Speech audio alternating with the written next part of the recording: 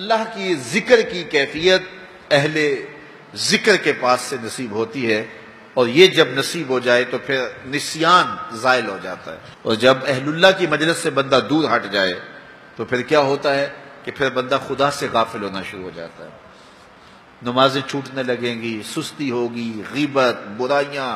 اور کیا کچھ زندگی کے اندر پیدا ہو جائے گا۔ وہ کسی زمانے میں ایک گاؤں کے مولوی صاحب کے بارے میں یہ خبر پہنچی کہ انہوں نے اسلام کو چھوڑ دیا ہے اور عیسائیت قبول کر لی، تو جو قریبی شہر کے علماء تھے انہیں بڑی تشویش ہوئی، تو علماء کا ایک گروہ ان کے پاس گیا اور جا کے کہا حضرت ماجرا کیا ہوا؟ انہوں نے کہا جی میں ایک دن نماز پڑھانے کے لیے صبح فجر کے وقت نکلا، ٹھنڈے پانی سے وضو کیا تھا، سنتیں پڑھنے کے بعد نماز میں ابھی وقت تھا تو میری آنکھ لگ گئی، تو اچانک اقامت ہوئی تو میں اٹھا اور مصلی کی طرف دوڑ پڑا، پھر مجھے خیال آیا کہ میں تو وضو کرنا ہے لیکن میں مصلی پہ کھڑا ہو چکا تھا،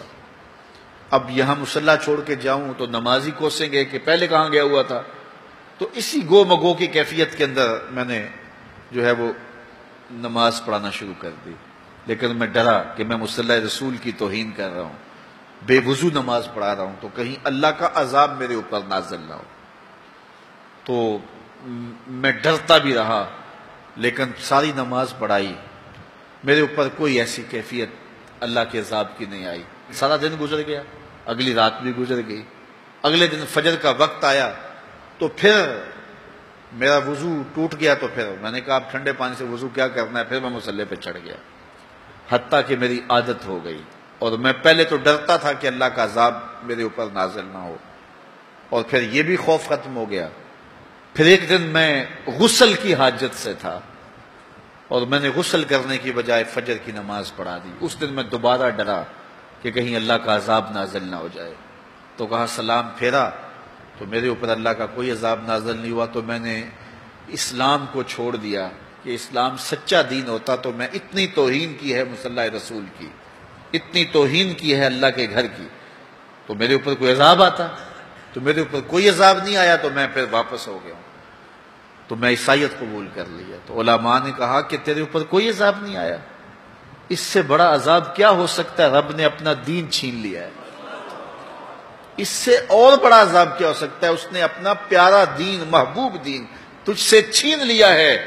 اب جا بھٹکتا پھر، دھکے کھاتا پھر،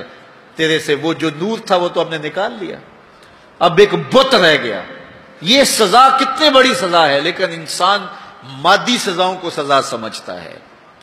وہ سمجھتا ہے کہ دولت چھین لی جائے گی، کاروبار بند کر دیا جائے گا،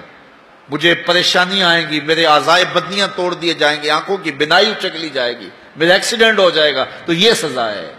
پتھر اتریں گے تو یہ سزا ہے، کہا یہ بھی سزا کی صورتیں تو ہیں لیکن یہ سزا اوروں کو دی جاتی ہے، لیکن یہ کتنی گہری سزا ہے، فَأَنْسَاهُمْ أَنفُسَهُمْ، انہیں ان کی ذاتوں سے بے خبر کر دیا جائے، انہیں پتہ ہی نہ ہو کہ ہم دنیا پہ آئے کس لیے ہیں، مقصد حیات کیا ہے، ساری زندگی یوں گزار کے چلے گئے جس طرح ایک جانور گزار کے چلا جاتا ہے، کھایا پیا سویا آرام کیا چلے گئے، صرف اپنی خواہشات نفس کی تکمیل میں زندگی گزار دی، وہ تجھے اشرف بنایا ہے، تیرے سینے میں دھڑکتا دل رکھا ہے، تجھے اس نے اپنی امانتوں کا امین بنایا ہے، تو یہ بوجھ اٹھا کے چل پھر رہا ہے، اور اگر اس نے اس کو اتار دیا تو پھر یہ بہائم اور چوپایا ہو گیا، اولئک کالانعام بل ہم اضل، فرمایا یہ چوپایا ہے، چوپائے سے بھی بدتر ہے،